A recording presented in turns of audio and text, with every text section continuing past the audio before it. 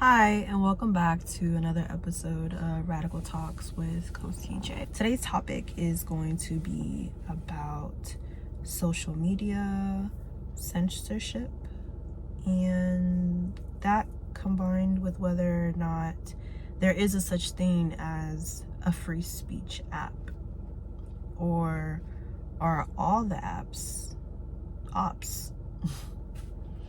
So, let's begin. I want to dive in first on my views as far as social media in general. Everybody knows that there's positives and negatives, everything involving social media. There's ups and downs. But I will say that when it comes to what's been happening all over the world and the unrest, I feel like it's a bit of a human rights violation. You know what? Scratch that. Let's scratch that. I want to talk about The Social Dilemma first. There's a documentary called The Social Dilemma, and within this documentary, I believe it came out in 2020, this documentary showcased a lot of the reasonings why social media is the way it is, the history of it, what its intention was initially versus how it is right now. Ever since that documentary, I've watched it here and there. Just every so often I'll watch it and make sure like it just like sticks to me. So basically in this documentary, it was discussing how we are essentially the products of social media. Everyone knows that there's nothing in this world that's free, especially when it comes to big corp and all of that. Nothing is free. So if you're not buying something, you're the one that's actually being used. With that being said, I'll tie that back into the free speech situation and if it violates human rights and if they're the ops. Well, I truly believe that social media companies are the true ops. They do not care really about what you post, provided that it aligns with their agenda. If it doesn't align with their agenda, then yeah, there's going to be some censorship. There's an understanding for most people, there's an understanding that if there's harassment, obscenity, bullying,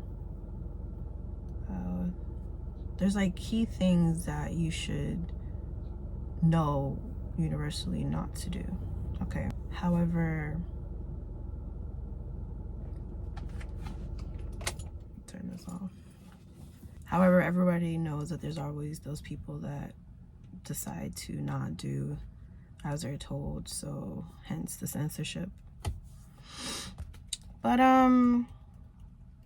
back to this Social Dilemma documentary. These creators that were there in the beginning when everything was developing in the social media world, they had no idea that it would get to the extent that it is today.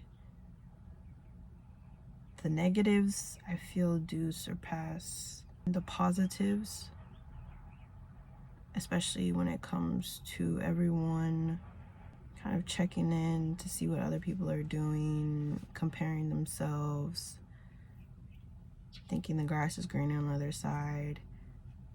I mean, it was never intended to be this way, and everybody knows this. We are products. Free speech and the censorship situation, just know they don't care about us as a people. We are the products that they're using to figure out how to sell things to us and get more money. It's always about the money at the end of the day. That's why there's always talks about ad revenue. There's just all commercials. They're always trying to sell you something. So anything that's politically aligned that doesn't fit within their ideas, of course they're going to censor it because it's affecting business. It really is. I really suggest that if you haven't watched that documentary, to do so. It is on Netflix. And it's kind of crazy because the details of that documentary and how they design these apps when it comes to the colors of the apps, the notification settings, the popping of messages that get you excited, and the dopamine in your brain is like, oh my gosh, like I have to respond. And it's just so many ways to control you instead of you controlling your phone. So I don't know, I just feel like the sooner people understand that they are playing a role and they are a pawn in a bigger game, and knowing how to navigate these platforms is very, very important. And also taking control of your life, taking control of said addictions to phone, social media apps, all these electronics. It's not necessarily your fault, it's their fault. But just because something is someone else's fault doesn't mean that it's now their responsibility to fix it. It's your responsibility now to fix it, especially if you are informed and aware. I do understand the plight of many people trying to use their voice to really say what's going on in the world. And that's one of the positives of social media.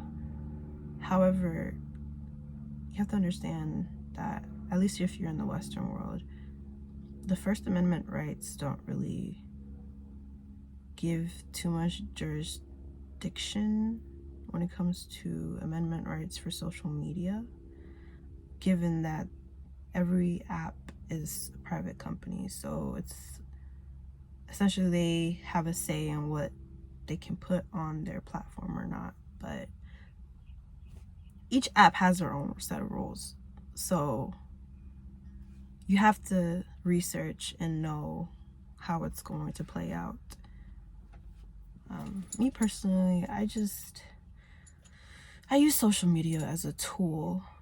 Sometimes I use it for entertainment, but really I just use it to learn. When I was a little younger, when it's new, everything's exciting, so you just want to always be on there. But as time progressed, obviously I noticed that there were some negatives to it, and even now I'm not always on the socials. I'll dip and then I'll come back to the scene, and then I'll dip again and come back to the scene.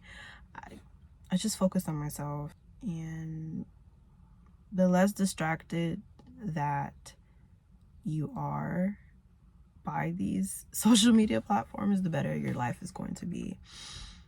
Going outside, breathing fresh air, talking to people, doing activities, working on your hobbies.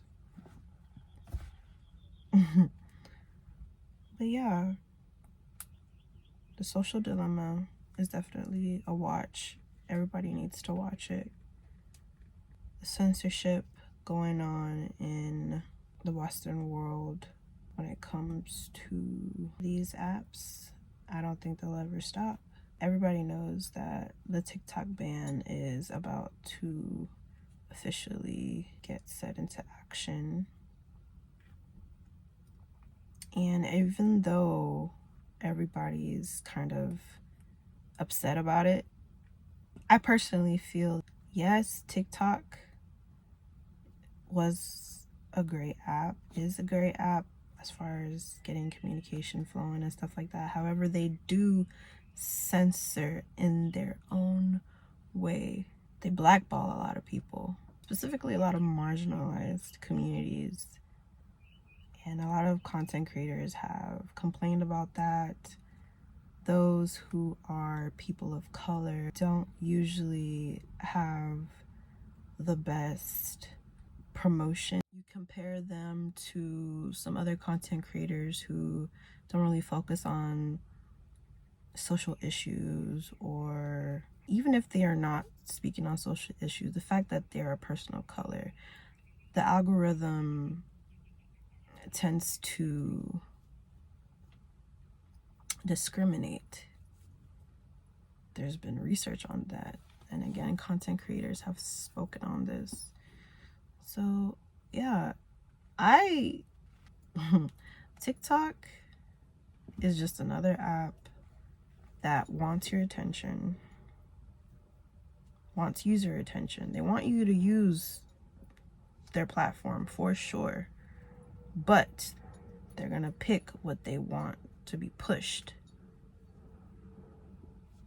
So whether or not you're there, they want you there. They just want to limit certain things that you say. So, I don't know.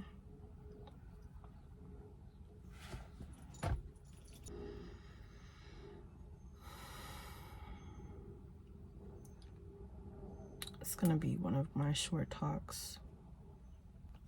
I didn't really have too much to say on this,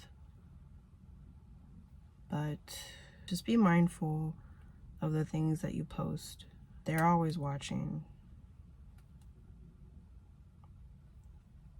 everything. Watch the documentary. All those initial creators were advising people to delete them all, remove them. They don't even let their kids use social media until a certain age, or if at all. But we live in a society where that just is not going to happen. Like, we have to be realistic. But they do give you pointers on how you should go about it moving forward.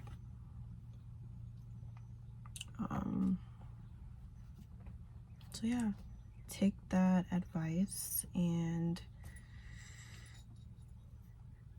see how you feel after you've watched what they have to say. And don't be a pawn. Thank you for watching.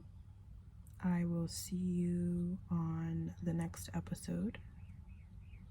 And y'all have a good day.